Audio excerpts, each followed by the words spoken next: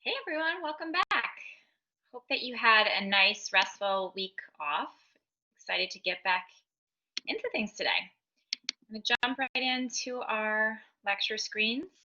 We have Karen Sabag joining us today, and I think that she is going to be a really amazing resource for you guys on what the bridal wear industry. Just a couple of housekeeping things before we get started with her. A reminder that your 2 fashion critiques are due by next week, 10/12. These must be submitted on Blackboard. I think I did receive a couple of emails in my inbox from people, but if you have emailed me a Word document, you must submit it through Blackboard. Any questions on that, feel free to shout out now or drop me an email and let me know. Just a reminder on lecture prep questions. I feel like everyone's been doing a great job with this. Just make sure to email me those before class starts at 4:10 every week. And these need to be completed by the last lecture in December. And if you could please respond back on the same chain with your answered question after class, that would be great. Anyone who does not submit before 4:10 p.m. class, when class is starting, or answer the question will not get credit for submitting them. So make sure that you are following through and doing both portions of the assignment. And as a reminder, you need to do 2 of those as well. The attendance question I'll ask it. Sorry, was there a question? Okay. The attendance question I will ask at the end of the lecture today. Make sure you email me for full credit for attending. And last but not least, the career advice sign up Google Doc is here listed. There are still a lot of open spots if you want some time with me. And they're all during the course of this class, so you don't need to step outside of the bounds of the class. And hopefully we can chat with everyone who wants to talk. Any questions before I move forward? Janice. Hi, Professor. So I was looking at the times for the one-on-ones, and I have a lot of classes on Monday, so none of the times work for me. Is there any way that we can meet up a different day?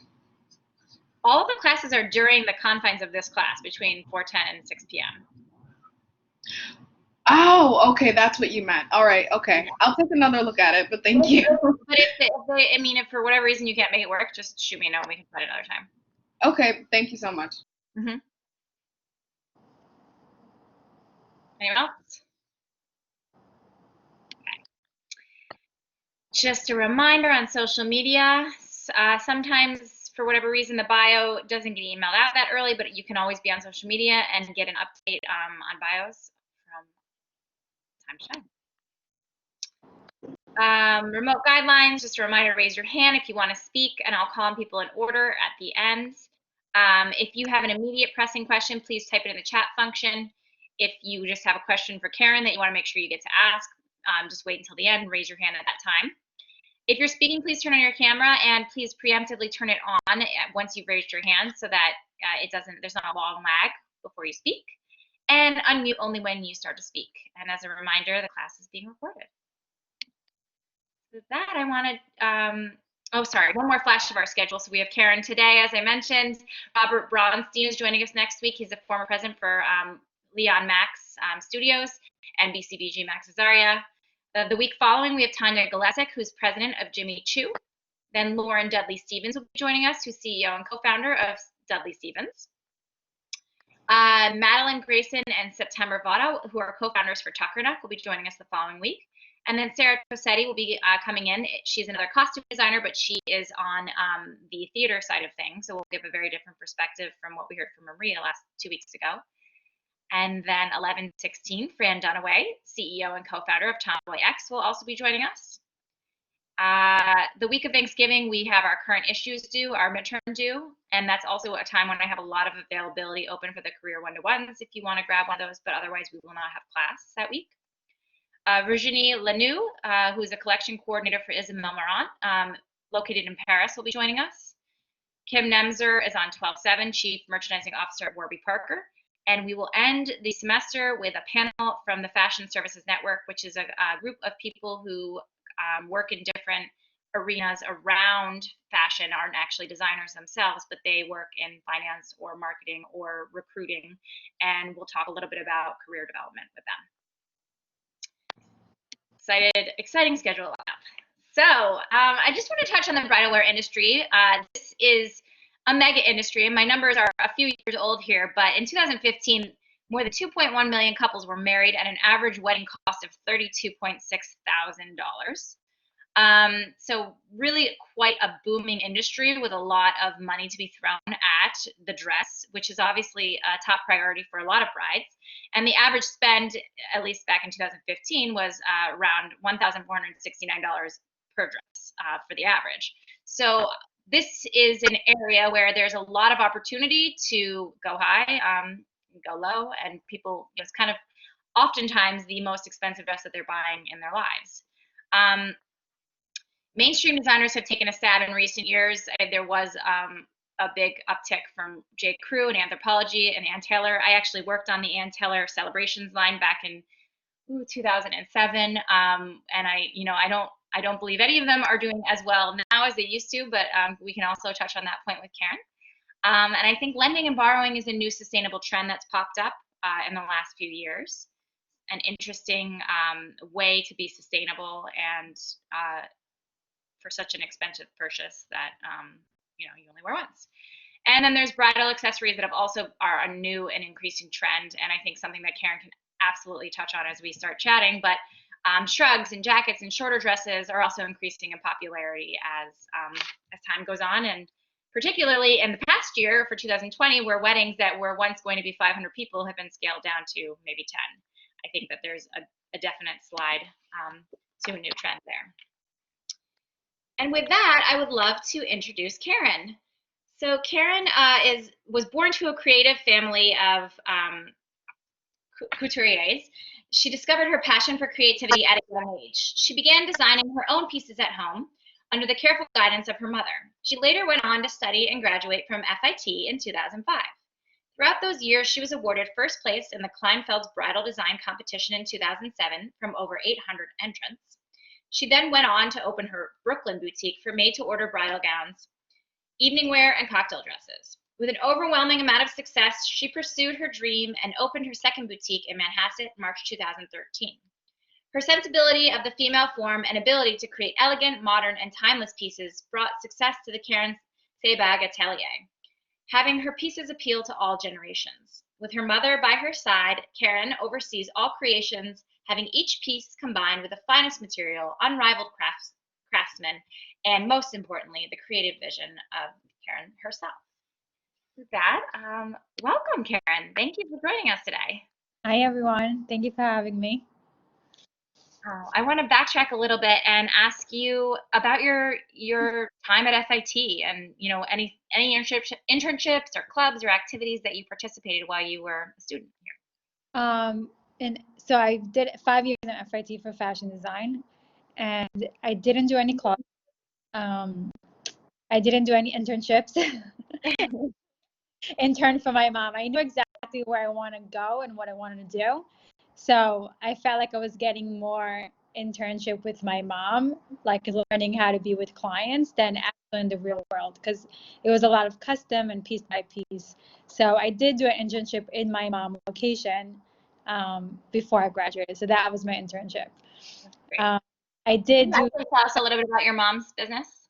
She does this, she did the same thing as me, but now friend. So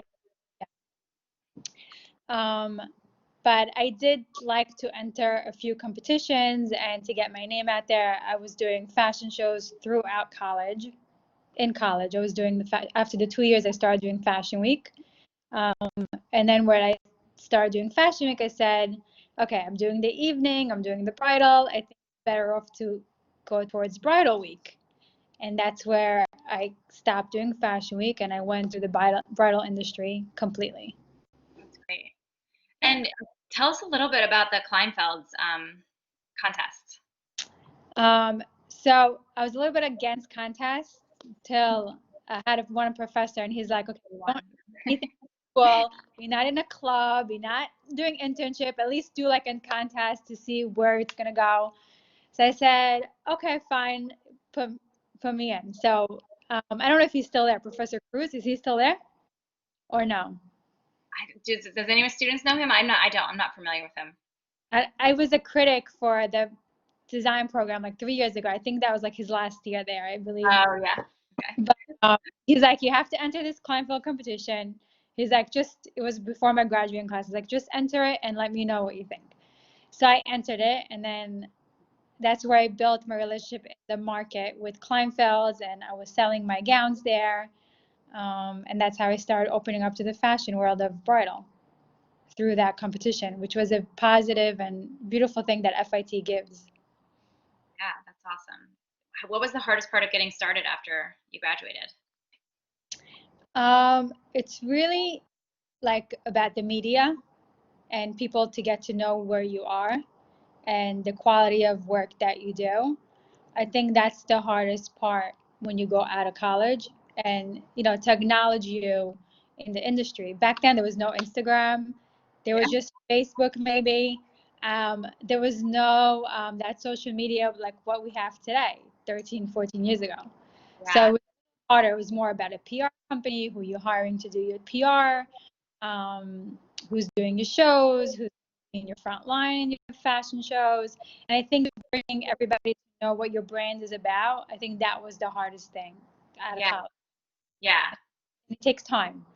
Yeah, I could see that for sure. What's your biggest piece of advice to students who are looking to maximize their time at FIT? I think they should know what category they want to be in. And I think it's the most important because the fashion industry is so wide Yeah. that if you know where you want to go, those are the classes that you should be taking. And because there are amazing classes if you know what you want to do. Yeah. And it's a great thing to know what you want to do before you take these classes. Yeah. Yeah, that's great. I mean, I do feel like we have a lot of people in who, who have had these changes in their careers, but it's really amazing to speak to someone who has had the tunnel vision and knew what you wanted to do right from the get-go, and how you've been able to build your own business a lot faster because of that. Good to know, like tailoring, like I do tailoring as well. So it's always good to know other areas in the market, not only bridal, but I think it's important to concentrate or what area you want to be in. Yeah. Start your business. Yeah. When did you decide that this was what you wanted to do? Oh, I don't know. I was little. Always dreamed of it. Steal my mom's fabrics when I was young. Like I was little. Yeah. And you knew that you wanted to do it on your own. You didn't want to go work for someone else. No, I never wanted to work for anyone. I always wanted my own brand. Um, it was just something that I wanted to build always. Um, I had a few job opportunities like coming out of college, but I denied every one of them because I knew what I wanted to do and what I want to build. And it Yeah. takes time, but if you have great support and great someone behind you, then why not? Yeah. That's awesome. So your mother, did she have a shop like in your hometown, or how big was her operation before you got it I grew built? up in it. I was born in It keeps cutting out. What did you say? You were born where? Israel. Oh, in Israel. Okay. And so she had an atelier over there where she learned in Israel, school over there. Wow. And then when we moved here, she moved everything here. And now we're one brand. Like I said, we work together now. That's awesome. Must be really fun. Yeah. Well, Everyone said work with your mom all the time, and it's yeah. like it's different. Business is different, and then private life is different. Yeah, you have to turn it off, I'm sure. Yeah. Over dinner on Sunday night, it's like, okay, no business at the table. Which is kind of hard, but it has to happen. Yeah, definitely. Separation of church and state. Um, is there like some story from early on that you felt like, okay, this is really it, we've really gotten some great press out there, and it was a really, like aha I moment think for us? I think when working with stylists and working with different photographers, I was able to start doing celebrity weddings. And I think that's what gave me, I said, oh, wow, like, okay, here's another celebrity wedding. Here's another one. Here's another one. And like, they Yeah. just coming for that privacy, like one of a kind gown that like no one's seen. And that's how my business, I think, bloomed from like my celebrity weddings. Yeah. And It's huge. so, yeah. And then it was like from celebrity wedding, then it was red carpets. And then I was like Oscars and Grammy. And then it really like opened up a whole, yeah. Whose weddings have you done that you can share with us? So I did Mark Anthony. Oh, wow. I did his wedding, Shannon de Lima. That was 3 years ago. I did Remy Ma. I did PETA from Dancing with the Stars, PETA and Max. Oh, cool. There's a few more. So how did you start that? Just by knowing some stylists that were actually working with them? So believe it or not, they all work with stylists. They don't go anywhere without stylists. Yeah. And I think it's very important to know stylists in this industry, because these are the people who are going to bring you your high-end clientele. Because whether they're not famous or they're just regular people and they have a personal shopper, then they have a different amount of money. They're not the regular clientele that's shopping, right? Because they have a shopper that's doing everything for them. So I think knowing the personal shoppers and stylists in the industry, I think it opens up a big, huge wide of clientele that's like with no end. Yeah. And I know the students have probably looked on your website a little bit, but can you tell us a little bit about what, your price range of items on your site? Or in I don't do any sales on websites. Again, I used to sell to Kleinfelds. I stopped it because I liked being more control of my and the quality of it. So my prices are bridal gowns start at 7,000, and then it can go up like I have 30 and 40 and 50. Yeah. So it's yeah. That's awesome. And I know you have a new venture that you're starting this year. Yes. So well, it was before COVID. A lot of my brides would come in and they don't want to spend 7,000. They want to spend a little less. So I would send them down the block, go over here. They have more ready to wear dresses, and you spend there. I said, why am I sending away customers that come out with a lower brand line? Which I hate saying because it's still like high end quality, but not as high as what I would sell it. They said, okay, they want the rehearsal dinner, they want the bridal shower, they want engagement party dress, they want a dress for their sister. I don't do bridesmaids, I don't do maid of honors because of price points. So I said, let's come up with this brand where everybody could shop at Karen Sabag, and I don't have to physically be there, they could just buy it. So I came up with a brand called Fair, which is everything for the bride but the wedding gown. And that should be coming out at the end of November. And I'm transforming my Brooklyn store into that brand. Oh, cool. From like honeymoon swimsuits to some lingerie to rehearsal dinner, and more of that fun things. And the are starting at $1,500, which more brides want to spend that price. Yeah. And did you get delayed at all because of COVID with this new launch? Yeah. When it was supposed to launch in spring? I worked with Europe, with a company from Europe that usually does all my fabrications, and they were closed. All the factories, all the fabrications, everything was closed. And then, Europe is closed in August every year. Yeah. It will be open in August. We're closed so many months, but they still wanted their vacation. Yeah. So they literally just opened up in September. Okay. So that's exciting. Backed up because of Europe.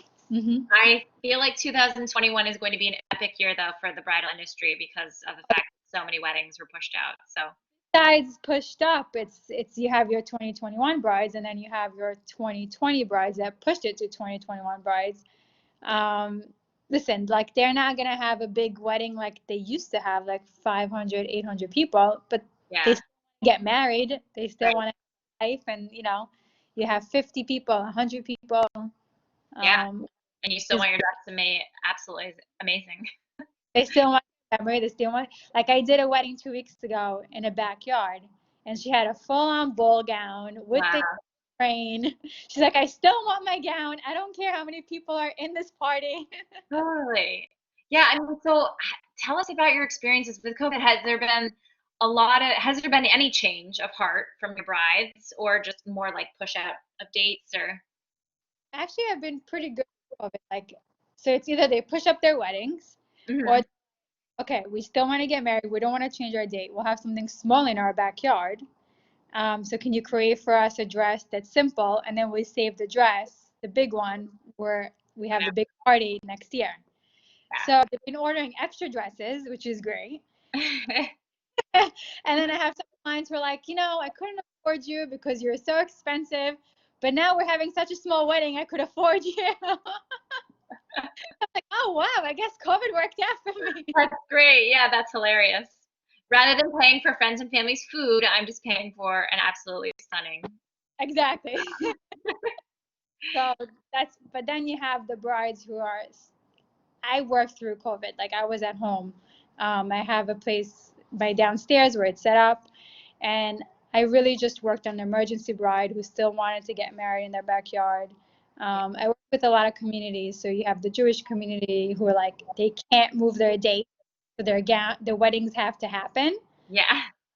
whether it's COVID or not. So they still have picked up or shipped their dresses, and they still had their weddings in their backyard, whether it was 10 people or 15 people. Yeah.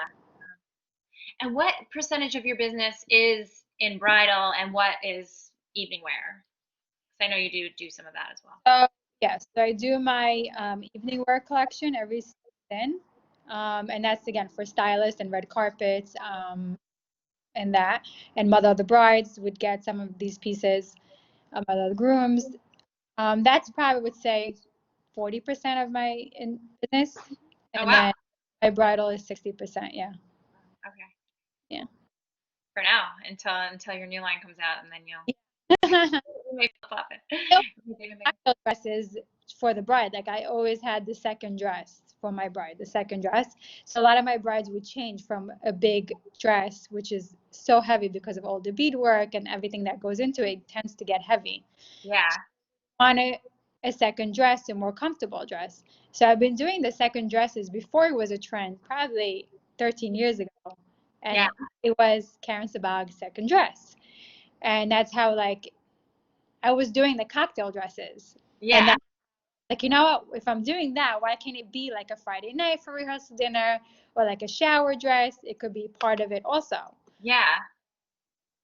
like a So, whole. no matter where you are in the industry, you're always concerned with making those units per transaction go up. So you're just figuring out, you're just a very expensive additional item that's picked up at the register. It's like I always say, like each one of my gowns have a homeowner. They're never on sale. Somebody Yeah. will come and pick them up. Yeah, that's true. That's very true. For it. Yeah, can you talk us through a little bit how your production process works? Because you're mentioning fabrics before. I don't, and obviously your new line might be designed a little bit differently, but are you actually designing for the bride, or do you have certain silhouettes that then they pick out and then you? So I have samples from my collection at in Bridal Week, and they could buy from my collection. Even though it's from my collection, I don't like to sell more than 5 pieces, uh, like a piece. More Okay, 5 times, it's off my floor. take it off the floor. Wow. Like I don't like the repeat. I think they come here to be unique and not to see their dress somebody else like so many times before they wear it. And I Yeah. love about it. So if they buy from my collection, there's no more than 5 of it. And if they do a custom piece, it's a different price point.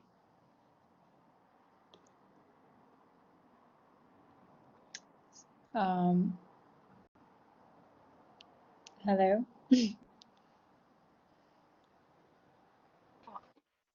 Oh, think I cut out or you cut out. I don't know who it was, but yeah, it was it was me.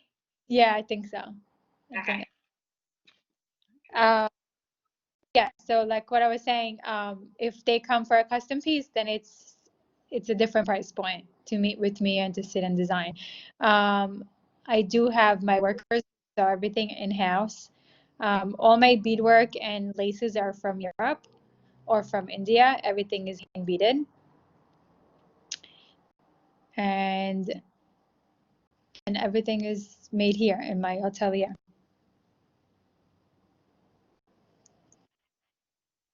Lost me again. Is it me? I don't think it's me. I don't know. I don't know. I have full connection. Let me ask the students. Yeah, who are we missing? Are both of us cutting out? Oh, okay. So, okay. Sorry, you were interrupted though, but you were talking about the production process. So you have 5 pieces and you take them off the floor after the 5th person. Yes, and then if they want a custom piece, then it's a different price point. Okay, it's just me. Okay. Sorry. I don't know why I'm in the same spot as normal. Yeah.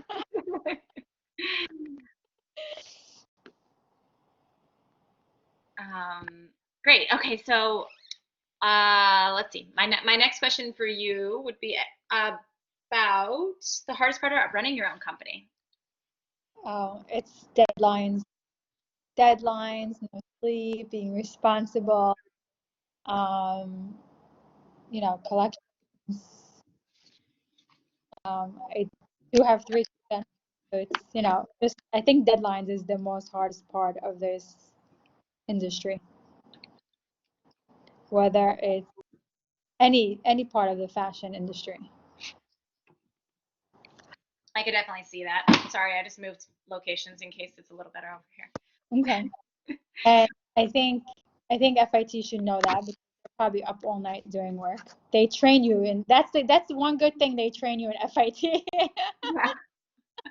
Extra work and no sleep. You can't escape those deadlines no matter where you end up. No. You can't. But you have to make those deadlines. And you put on a runway show twice a year? So I used to do it twice a year, but it's once a year. Okay. Usually in February or March, yeah. I got it. And tell us about that process, what goes into making the show happen. So it's a lot. So I get extra hand of my seamstresses come in. And then we work with the extra seamstresses and then extra design process and fabrics to come in on time and designing your own fabrication. From designing your own fabrication, then you have the patterns. That mean my mom do everything we do in-house. I don't send anything overseas when it comes to pattern. The only thing that comes from my overseas is my beadwork and my fabrications that we bring here, and everything. My whole collection is done in my Manhasset atelier. Wow. Yeah. So it's very time consuming, and it's actually one of my favorite parts because you get to be really creative. Yeah.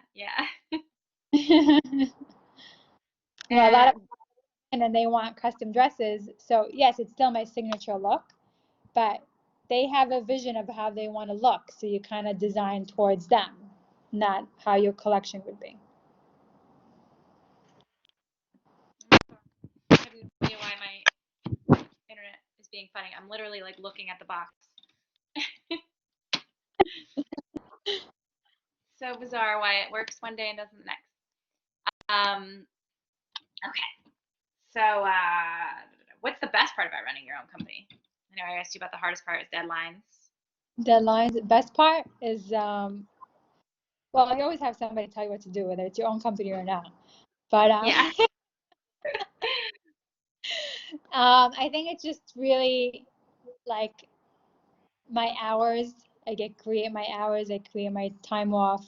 Again, like I have 3 kids at home, so it's important for me to be able to control like the timing and my appointments and where I want to be. Hey guys, your professor is getting cut off. What is going on, Caroline? I don't know. You know what I'm thinking? I know you wanted to give us a little bit of a tour of your showroom, which is amazing. So maybe you should do that and ignore me for a minute, and I'm going to try to troubleshoot on my side, and hopefully I can come back a little stronger. Okay. So here's my showroom. I'm just going to turn it. This is in my Manhasset location. So on this side, I have some pieces from my Rivera line that's going to come out. So these are some of the cocktail wear that's coming out. So it's like a little preview for the brides that are coming in. Whether it's a lot of organzas or like pearls, beading. We have like honeymoon outfits. And then we have our fully beaded gowns. I don't know if you could see it. That's fully hand beaded. Wow, so stunning. Thank you. And these are all Swarovskis. Then we have our gowns that we start over here, and that's all establishment by hand. You have all the feathers and beadwork, where it's all one by one, hand done.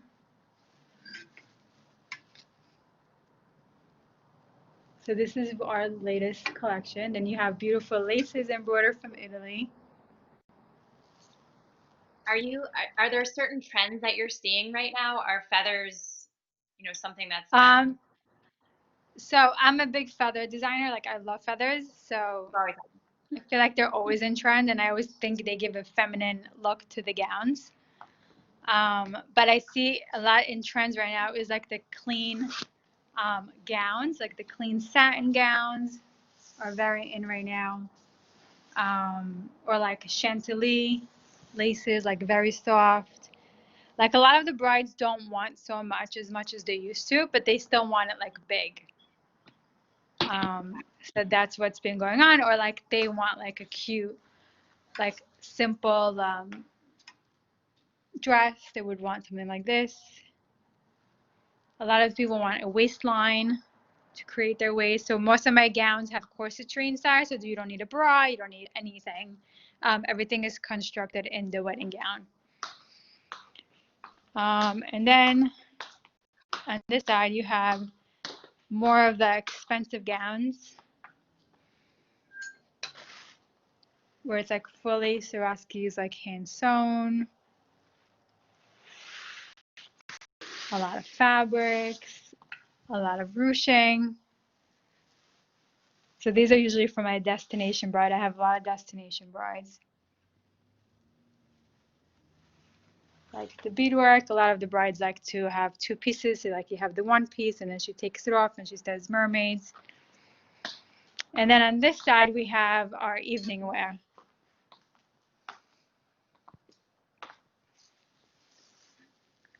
Where it's fully beaded from our couture brand. Everything is hand beaded. This is from our Paris showroom. you have a showroom in Paris? Is that what Beadwork, beading. We have a company that we bead with from Paris. Okay. Yeah. So we have Paris, we have India, and then we have Italy. That they do all our beaders. Do you find that each city has a different personality in what they give you, or a different skill set? Oh yeah, of course. Yeah, like Paris is known for their laces. So like if when a client comes and wants the finest lace, then I send the beading with laces to my Paris showroom. And then if they want fully beaded embroidery, then India is like really the best at it. Where Paris usually sends it to India in Mumbai. And that's where they do all the hand beading one by one. Like they literally sit there and sketch it out. And it goes through an art director, and then from the art, it goes into a pattern and then to the beading. Like this dress was worn for the BT Awards by Remy Ma. This was all ostrich feathers, and like each one was hand beaded. Wow. Like each feather was hand sewn on. Oh my goodness. Yeah. What's your usual lead time? Like how long will it take to get your dress from ordering it to? So it depends. Like it could take 3 months, it could take a year. Uh-huh. It really depends. Like this was worn to the Oscars. 3 years ago. It's one of our. So this is fully hand beaded, Wow. and it's all white water pearls and Swarovski crystals. Like this one took over 8 months to get in. Wow. So we do a lot of couture pieces, like where we keep in the showroom for red carpet events. So it's always we have it in stock. So we don't have to wait 6 to 8 months. So every season I'll do like 4 to 6 couture pieces, and I'll keep it here for like celebrities. And then I do the custom for my clients. That's great. Who wore that to the Oscars? This was when Remy Ma and Fat Joe was nominated for one of their songs, I believe. So she wore it. So Yeah, she. Mm-hmm. she's obviously a big fan. Oh yeah, I do all her red carpets. That's great. Yeah, and this was actually something I did for PETA from Dancing with the Stars. Oh wow. Her wedding gown. So this is what we designed off. It was Is like that all called. Yeah, this is all silk organza, and it's like ombre from ivory to like peach tones. so cool. Yeah, it's a lot of fabric here. Probably over like 1,500 yards. Wow. That's crazy. I know my husband played football, so when I used to tell him there's like all these yards, he goes, "There's more than a football field." There's more than 15 volleyball fields. I'm like, "Yep, it's like a football field." Yeah. Wow, that's great. Well, I'm gonna leave my Yeah. camera off because it seems to be working a little better. So hopefully, sorry about that. So how is your company set up? How many people do you have working on your team? So it's me, my mom, designers. Wow. Then I have seamstresses, probably about 6, no more than 6 at a because I don't like so much again. I like it to keep it small, and I like to be in control of everything. And that's why I think it was hard for me to do that private company because I'm not so control over it, and it's actually an extra step for me to do. Yeah. That's be in control. Yeah. And then I have my interns. I usually hire between 3 to 5 interns a semester. And then I have my assistant, which is 2 of them, one for the Brooklyn store and one from here. And that's about it. So there's probably about no more than 12 to 15 total. Wow. So you also then are always in the sales appointments too. Oh yeah, yeah. Wow. I have girls here on the weekend like that could show them things, but nothing gets complete without me being in it. Yeah. Yeah, that's amazing. And were you able, were you comfortable enough to have interns come in this semester? Actually, yes. Yeah. So I had a lot in the summer. I had, 3 interns from the city, from actually Long Island, so they didn't have to take the trains. They drove here, so it was pretty comfortable. I had one girl that actually is in FIT, and she takes the train in twice a week. Wow. But I think it's fine. Yeah. As long as we're safe and we wear a mask, we're okay. Yeah. Yeah. And again, I'm by appointment. Not like you have so many people here. Totally. Yeah. Yeah. Yeah. That makes it so much easier than a lot of stores for sure. Yeah, it's very, again, like my work team is small, so it's comfortable working, especially with what's going on today.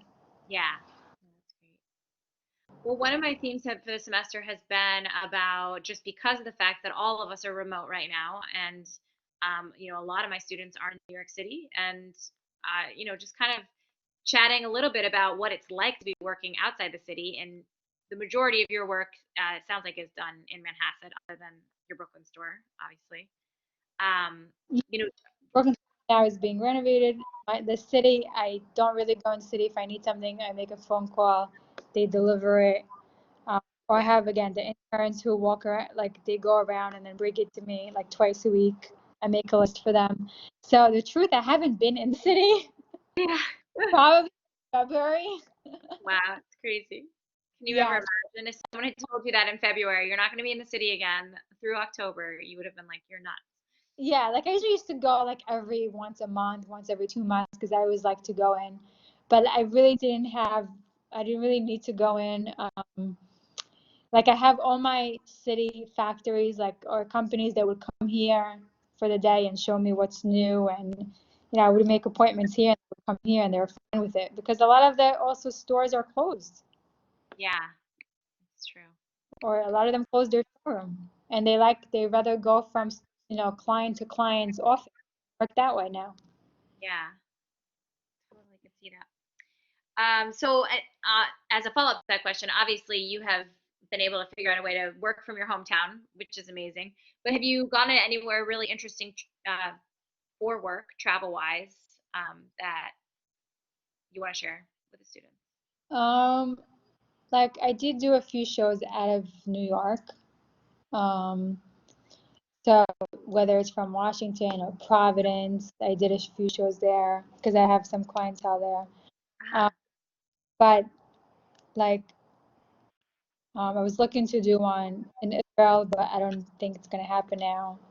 I have a few plans lined up, but I have a lot of destination brides who Yeah. get in Italy, or I have supposed to have a bride in Ireland this summer. That moved it to next year, which I was supposed to travel for. Um, when I did Mark Anthony's wedding, well, I traveled to his wedding. That was in DR with them the whole weekend. So there's definitely like fun, you know, opportunities in this industry. Yeah, for sure. And what Where's your favorite place that you've been? I would probably say Israel right now. Israel. Yeah. I'm I've coming up heard with two lines. I wanted to do a whole photo shoot like in the desert, and like that's not happening right you're now. just sad, you're missing it. I know that's hard. So, hold on plans. Yeah. Do you have any key stories throughout your career that you feel like you made a mistake, but you really learned from it and it was kind of eye-opening? Um, Again, like one thing I think I made a mistake on is not being control. Like I like to be control. I like to control everything, and I think like, I should know to let go a little bit and let other people do the work and trust them, than be like a control freak and like everything to be perfect. And but I guess that's what makes my brand in another way. Uh, Definitely. But and people come to you, I'm sure. it's like I guess when you become bigger and bigger, then you lose the quality in the gowns. And that's why I kind of want to separate my other brand so you don't lose it from these gowns. Yeah. But I think definitely letting and trusting other people work for you, I think it's a big plus in the industry. Yeah. You mentioned you don't wholesale your regular line. Are you planning to wholesale your um The Rivera line, yes. yeah. So right now I'm talking to a few stores, but again, I wanted it still to be exclusive. So it would be like one store in the city, exclusive to that store, like one in Texas, one in Miami. So still like very exclusive for one store per city. Yeah. Wow. Yeah. So that's Uh, what are you most proud of in your career so far? I think just doing what I'm doing and being Yeah. able to just continue the life cycle and, you know, just just being part of these brides special day. I think it's a very beautiful thing, and they trust in you to be part of their most special day of their life. Yeah. Being my age and having 3 kids and a family, I think it's a successful, and just doing what I love to do, I think it's a big success as it is. Doesn't matter where you are. Yeah. Definitely. Who's the most interesting person you've met along the way? um Interesting person. There's a few of them. There's a really interesting personal stylist that I met that I really connected with, and the cancer survivor, and she always had amazing charities. Until today, she's battling cancer, and she works with the top clientele. And I think just seeing her positive side of what she goes through, I think, you know, puts everybody problems into nothing. Yeah. And I think she was she's a good friend of mine, and we really connected. And it's been over 10. Cool. How do you keep yourself updated on, how do you get inspired and how do you find what's going on with the latest trends? What helps you in designing? So I think fabrics is what drone a lot of my designs. I get inspired by fabrications and details. Um, I was always into detail. That's why I knew like I can't do ready to wear. Yeah. I had to do like evening or bridal because I can't just do a clean pant or a clean shirt button down. It's just not me. So I think fabrications and intricate work, what inspires me in architect work, I think what inspires me as well. I love beauty, I love houses, I love mansions. Um, I think that's what I love, timeless pieces, timeless looks, things that you could look back like 15 years from now and be like, oh wow, I still love my gowns. So yes, a lot of my gowns are trendy, but again, like you could take it 10 years from now and say, oh wow, I still could wear this today. So a lot of my pieces are very timeless. My designs are very timeless. And they're very feminine, and I think every woman wants to look that way. Um, are you doing anything to make your work more sustainable? I know that's a hot button topic right now. Yeah, Obviously, compared to a lot of people, you're not adding anything to the excess piles, but yeah, like full fabrics. Um, and I know a lot of designers is using that right now. I I don't know about sustainable. Like I'm not a sustainable designer. I don't want to say I am. yeah. Like I'll use sustainable materials that stock and redesign it that way. Hmm. Um, but I do have brides that paid a lot of money for their gowns, and like I want to rent my gown out. This bride, she's interested in wearing it. Can she come in and you take a look at it? So I will fix it. I'll alter it for that new bride, and I think that's the most sustainable is when they get to re-wear my wedding gown on a Yeah. different bride. Happened a few Yeah. times, and I love when that happens because it's amazing to see it on another bride who has a different personality or a different look. Like the gown looks completely different, or Yeah. it up a little bit to make it her own private um, style. And I think that's the most sustainable that I work is like where I take a gown and I recreate it on another bride. Yeah. Definitely. It's a Yeah, and good. I'm okay as long as it's my designs. And it's great that they come back to you too to make you be the Yeah, tailor. yeah. I'd rather you come back to me than go to like somewhere and like chop it up and then it won't look good and you'd be like, oh, it's a Karen Sabag, and then they'll be like, but Karen Sabag wouldn't do that, you know? So I'd rather you come to me for something like that. Yeah, that's great. Yeah. Um, my last question before I turn it over to students is what piece of advice do you have for students wanting to launch their own business? Again, like I said in the beginning, I would stick to something um, like an idea. Don't be all over the place. Don't have a lot of ideas. Stick to an idea, your business to grow from.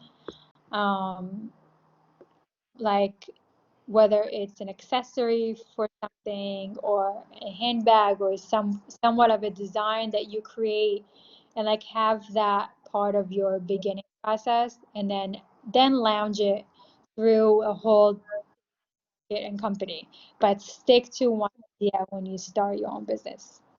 Yeah, that's great. Awesome. Well, thank you. Students, if you want to put your hand up if you have a question, I'll call on you guys in order. Claire, I have you first.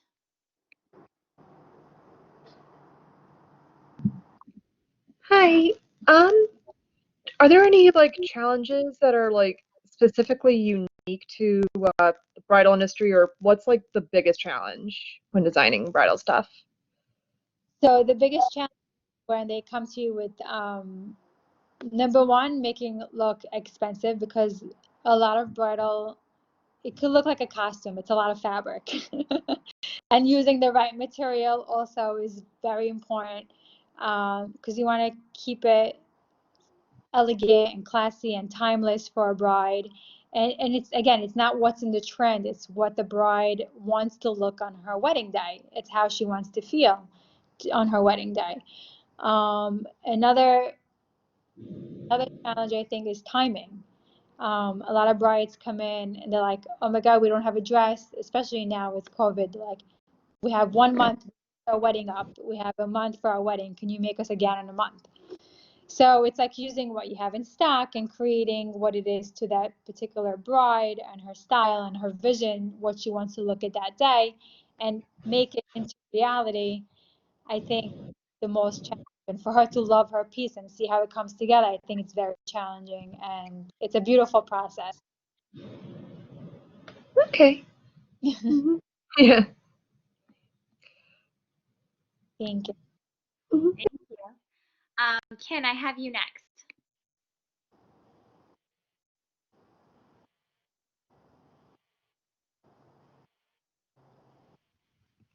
There she is. Hi. Hi. Hello. How do you do for the female sustainability? For the what? Female sustainability. For the, So, um, um, if I recreate my fabrics, um, so if I take something that I have in stock already, so I don't have to reorder it from companies or from other countries. So I reuse what I have, fabrications that I have already in stock, and I redesign it that way. Or if a bride comes in and she wants to sell her gown, so I have another bride and she's able to resell it and somebody else can wear it.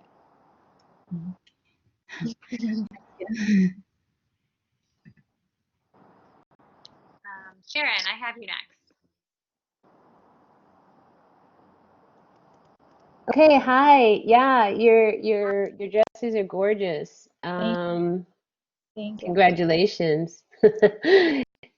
I was going to ask you about sustainability, but you pretty much covered that. So I would ask you, like, you were talking about one bride, bringing in someone and sort of altering dresses, but do you have like a zero inventory business model? Or do you have a take back policy? Or once you create something, is it just gone out into the world? Or do you take back dresses to recreate something from? No, I don't rent my dresses. Once I design it for a client, that's her dress. She owns the dress. But again, I get very close to my clients because it's one-on-one, Right, and comfortable enough to call me and say, Karen, I have a friend or I have a cousin that wants to wear my dress, or I put it online for sale and like somebody wants to buy it. Are you willing to alter it? Can I bring her in? So of course, like I'll charge for the alterations because I can't pay for these girls' alterations, for my workers. So they'll bring them in, and I'll see what we could do to make the dress fit. And right. that way, I think it's pretty nice that somebody else could wear this amazing gown and reconstruct it, or like make it fit another person. Another way that I do, I overlay fabric inside my gowns for that type of reason. Uh-huh. Um, they pay so much money for these gowns, why not? Why not leave like an extra 2-3 inches where if somebody else wants to wear it, you have the fabric inside. So I'm able Interesting. that way. Okay, thank you. You're welcome. Violetta, you're next. Hi, thank you so much for being here today. So my question is that since you have a lot of vendors like outsourcing wise to like Italy and France and everything like that. How did you find those vendors? What made you think that they were like the quality you wanted to use in your work? And like, how did you make those connections initially, like those partnerships? That's a good question. So being in the bridal industry, there's a few showrooms in Manhattan that are the middle people to those vendors. So you physically don't have to go to Paris or to India to use these vendors. So they have their wholesalers in the city who rent a showroom, and you're able to go visit them and see the quality and what they do. So coming out of college, my mom already knew two of the Paris vendors that we've been working with for many years, and they work with Oscar de Rente, Vera Wang. It's like one of the top laces companies. And then I research also what other designers, what companies they work with, what other laces they work with, what are the top laces in Italy, in Paris, what is the hand embroidery. FIT was able to give me a list of some of the lace companies graduating, but I think just it's a lot of word to mouth and giving you, go check this company out, and it doesn't happen overnight. And a lot of the companies I work with, again, we have a relationship that I work with them for over a good 15 years. So I'm a type of designer that if I like their quality and I like your work and you're always on time, which is the most important part, because it's not a collection. Like, yes, I have my collection, and I could not have the stress on my runway last minute if it didn't make it on time. It's a bride that her wedding is happening, and I can't say, hi, your fabric is not coming in. So it's a big trust issue with these companies that the fabrics have to come in when you need to come in. So again, I work with 3 to 5 companies that I always reorder from, that I know I have a trust with them, and I know the fabric is gonna come when they say it's gonna come, and it saves you a lot of headache. Fair enough. And then Do all you, different areas in the market. makes sense. And then like one last question, in the sense of fabric, because you have your kind of like those 5 pieces maximum you'll sell, and then you'll have your custom pieces. Do you buy specific like fabric for it? Have you ever bought like dead stock before from like a jobber, I think it is? Yeah, so I have fabric in stock for always. Like I always go and get, like, they'll say, Karen, we have these laces, want to see them, they're in stock, we have extras, we'll give it to you for a good price, X amount of yards. I'm like, great, I don't have to reorder, they're in New York, I don't have to pay the taxes, why not? Always have that extra fabrics here, especially for my emergency where I come in and say, Karen, I have 2-3 months for my wedding. Can you design for me? So I won't have the time to order the fabric 2 to 3 months, because coming from Europe takes 8 weeks just to get laces. And that's nothing with like even starting fittings. So those brands I always use fabrics that I have in stock. And I think that's pretty sustainable because it's companies who can't use the fabrics, I'm able to reuse it and reuse it on some of my brides, which is amazing. Yeah, that's awesome. All right, well, thank you so much. Ella, I have you next. Hi, Karen. Hi, how are you? I'm good. How are you? You're so cool. Thank Thank you. you so much for coming on today. Oh, thank you. I just have a question. When were you first inspired to start designing and to go into bridal and gowns specifically? Bridal gowns. I grew up in bridal gowns. I wanted big. I don't like, again, like I was saying before, I don't like the clean, small dresses. Like when a client comes and says, I want something simple, I'm like, okay, there's a store down the block. You can get something simple. Yeah. But I like a lot of fabric. I like drama. And I think that's Mhm. how I built my.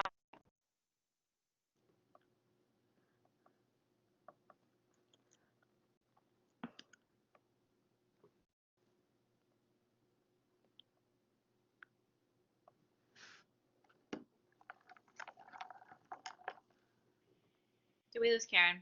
Hello? Did we lose Karen there? I don't know. Yeah, can you hear me? Hi. Yeah, I got reconnected for some reason. So yeah, so this is something that I again. What? Sorry, I was just gonna say we lost you when you said you don't. There's a store down the block, like for the people who Yeah. want some. Oh, okay. So yeah, so it's something that I grew up with, and like I like the big drama dresses. I like the extra. That's when I knew bridal is like, when would you wear a big gown, either on the red carpet or on your wedding day? True. So Yeah. it was the bridal evening industry that I wanted to be in. Wow. And when you first started, like what was your goal when you first started? To be like specifically bridal, like what was your I wanted to dress all the long-term celebrities. to dress all the celebrities? Okay. And you're getting there?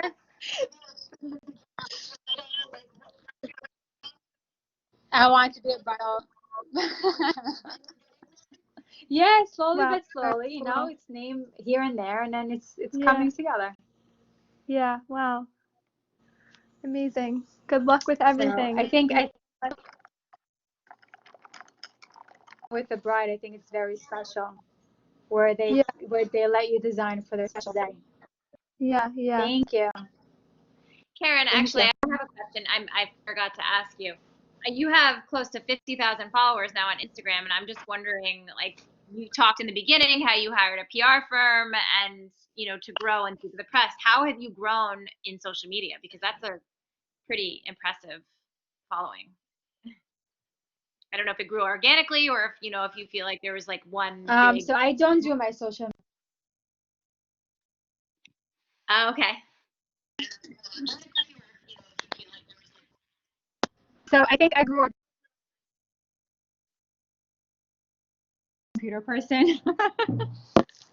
I'm very like old school, if you want to say it that way.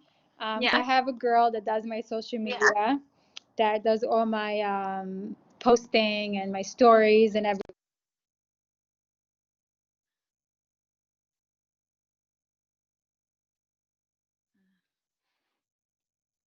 I think we've lost her again. Not our best with technology today. Can you hear me? Now I hear you. Yes, and see you. Yeah. Okay. So it was a lot of like, who did your hair, who did your makeup.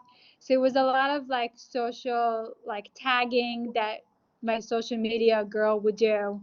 Who do your shoes by, who's your photographer, wedding photographer, all these X amount that goes into the bridal industry. It's a pretty big bridal industry, and it's a lot of word to mouth. That's how they would tag my dress, and I think that's how I built the followers. That's great. Yeah, from bride to And bride. I imagine in this, I mean, I've been married now 10 years, so I'm like pretty far removed from how it's done these days now myself. But I imagine in this day and age, like that is where everyone is finding their inspiration for bridal wear. Oh yeah, Yeah. I'm so not the Instagram person, but like Yeah. it's a huge part of the industry today, and that's why I have a girl that does it professionally. Great. Again, like 15 years ago, there was no Instagram when I was doing my shows. There's nothing. It was like you Googling your name, like, okay, who wrote an article about me today? Yeah, that's huge. Yeah, that was back then. Now it's like, who posted your picture? Today, like within the last hour. Claire, did you have another question? Yeah. With the whole like thing that you do with the 5 dresses, are those already pre-made in different sizes? Are they made in the same size, or do you make them on site? Yeah, we make everything here. So I make one per dress, and then I do it per order. So if a client comes and wants to order the piece, then I remake it for her measurements. So it's one per dress that I do. And then once I know it's like the 4th one, then I'll try to sell the sample, so I won't have it on my floor anymore. Okay. Yeah. Thanks. I don't keep inventory. It's too expensive. especially when they start at $7,000. Yeah, like I'll do my collection and then. Gabriella. Yes. Hi, Karen. I was wondering, since you work with a lot of custom clients, as you're saying, do you ever run into an issue where they approve the design and they come to try in and then they want to make significant changes to the design? Does that ever happen? And if so, how do you handle that if clients want to make significant changes to what was originally discussed? It's a good question because a lot of people come in and they say, okay, sketch for me. So then I will sit down and I would sketch, right? You have my sketch. I would show them fabrics. I would show them what I think will look good on them. So then they would try a sample in my showroom that would somewhat have a fit of what they're going to get in their gown. We have 3 fittings when it comes to custom pieces. We have the corset and the lining. We will show them the fit of the dress, the first fitting. And that's where they could kind of tell me, I want the waistline higher, I want the waistline lower, I want the neckline more scooped down. So that's actually a positive with custom made dresses, that we kind of like design it as we go. Yes, we have the basic colors, the basic fabrics. 99% is the same as the sketch. But then you have the bride that comes in, but she's like, you know what, I decided that I want sleeves. Can you add sleeves on my dress? So then we have to, I'll show what it would look like with a sleeve. Everything is doable. It's just a matter of, would it look good? That's my main thing, is does it look good? Because, otherwise I'm not going to do it if it doesn't going to look good. Even though you like it, doesn't mean it looks good, right? Not everybody's designers. I think it's very important to stick to your design and to your signature look as a designer, and not gravity to whatever people want, because a lot of people will come and be like, I want this sketch, can you copy it? And I say, who's the designer?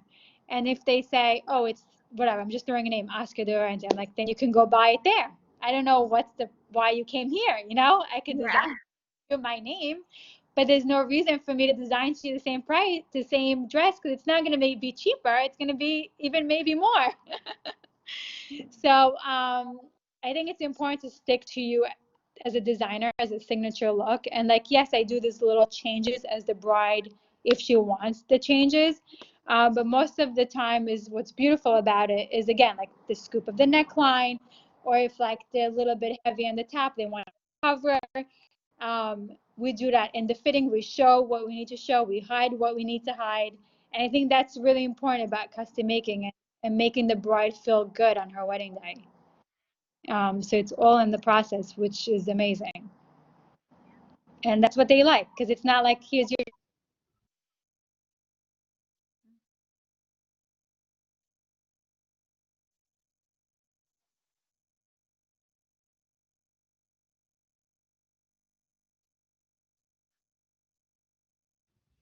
Thank you.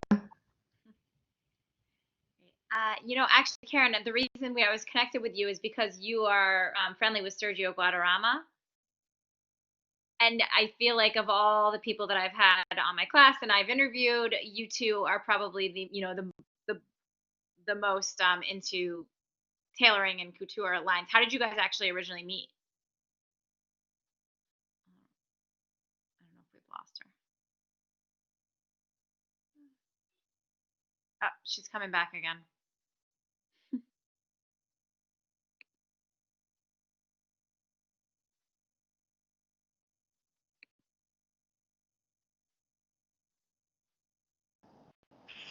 Hi. Hi, sorry. That's okay. Did you hear my question? I can repeat it. No, I didn't hear your question.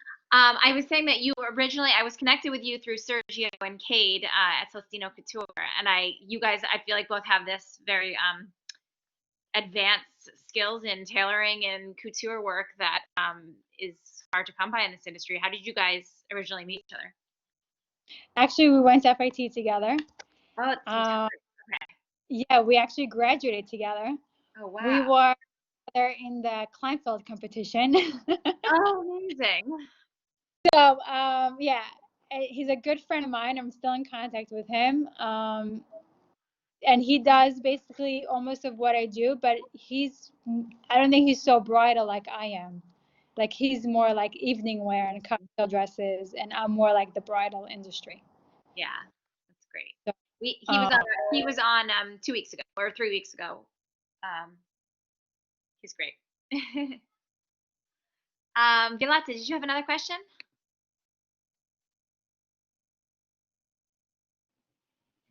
Hi. So I was really intrigued by when you said that you don't carry inventory and that it's expensive. I'm curious to what you mean by that because I haven't kind of heard that in a sentence before. I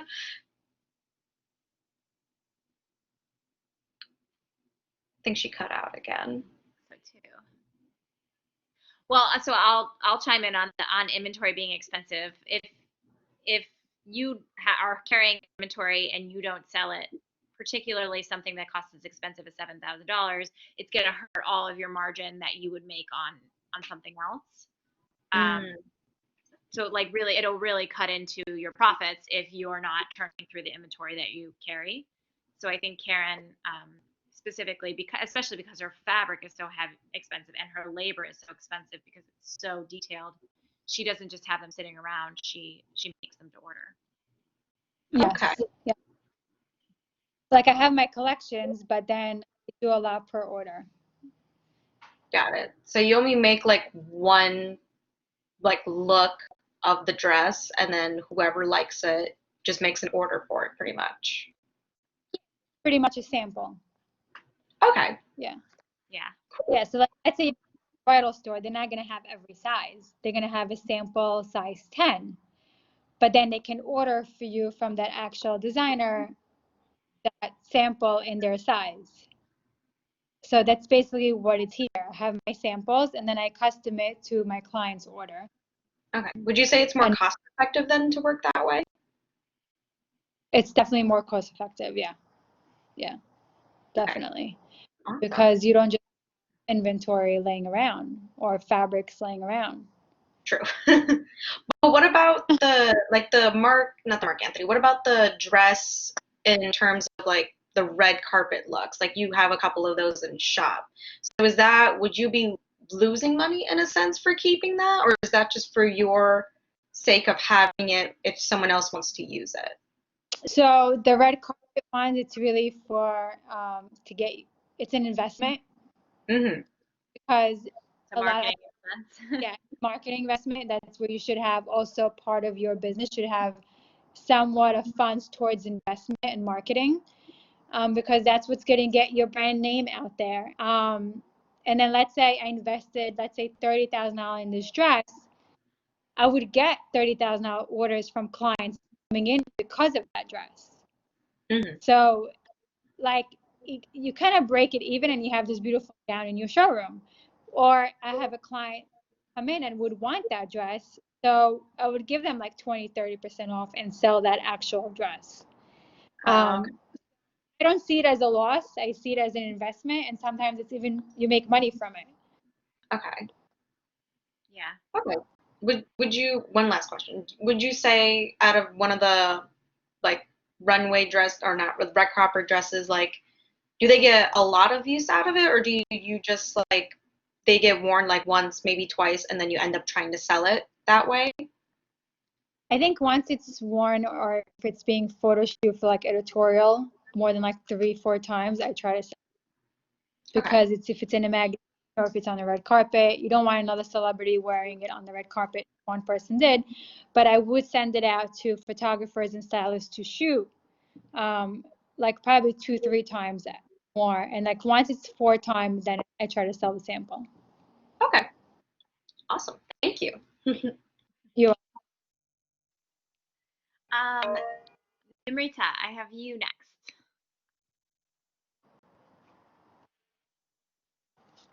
Hi. One second.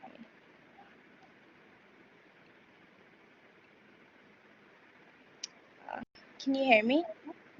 Yeah, here. For some reason I can't share my video. It won't let me. It's So okay. I I'm think just we've got some bad connections in here. Okay. So I love your designs. And I was wondering, so I saw that you did some designs for Tiffany Haddish, and Mhm. I was wondering how important is it like to have a PR team, a strong PR team, and do you think that's like the main part of getting your designs through? Is it the PR team or is it like, do you do it? I was just wondering that. Believe it or not, I don't have a PR. Oh, actually, Uh, that's I, the first time I've heard that. yeah, I think today I've aged because of Instagram, and working Mhm. with. I think stylists are really your PR company and personal shoppers. Mhm. Mhm. Um, That's true. so I work with like when I did Tiffany Haddish was from Law Roach, the stylist, Yeah. and I sent him some samples. I've been working with him for the last 2 years now, and Mhm. um, and I think working with stylists, I think it's a big, big plus in the industry because they really are the ones who's going to get your name out there. They're the ones who's dressing these celebrities. The PR Mhm. is not really dressing them. That's true. So one more question. Do you think your design, you have to change a lot of your design when it comes to dressing celebrities, or do you still keep your design aesthetic when you're designing for them? So it's funny you say that because I have such a big range of clientele. I have from hip hop to I have to like Dancing with the Stars, and I have religious brides, and then it's I have all like every market you could think of. um, but and then I have my Lebanon bride, and I have really religious, and it's like then I have really sexy. But I think it's what's most Mhm.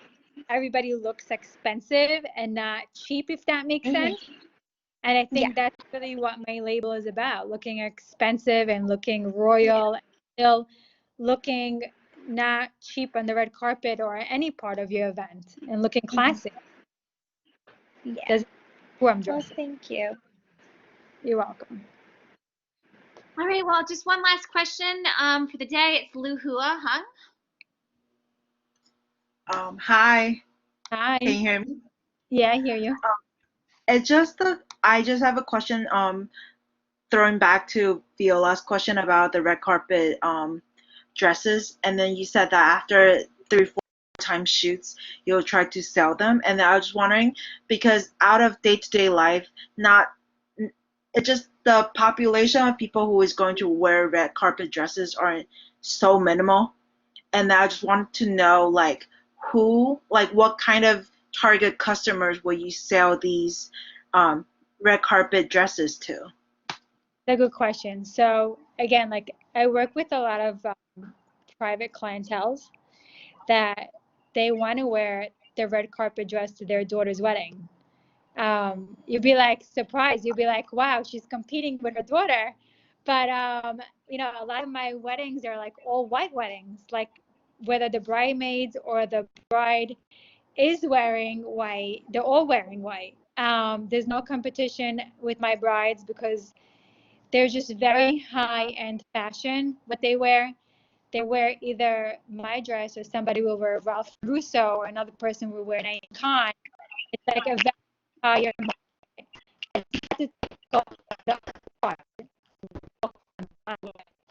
So it's very high end clientele that I'm so thankful for that would buy the $30,000 wedding. Um, yes, this wedding changed a little bit because due COVID, they still, whether my European client or my New York client, don't have the Manhattan, New York client anymore because there's no more New York City weddings. Form their mansion in Long Island into a New York City wedding. So it's amazing what these clients do and how they take something so negative today and make it so still beautiful and be very artistic with the team that they have, whether it's their event planner or the what type of tent they have. They still make their weddings one of a kind. If you look at my Instagram, you'll see that these clients are really special, really beautiful. So I get to sell it to really beautiful. They want their red carpet dress. Again, my client doesn't wear like the typical gown. I don't have that clientele.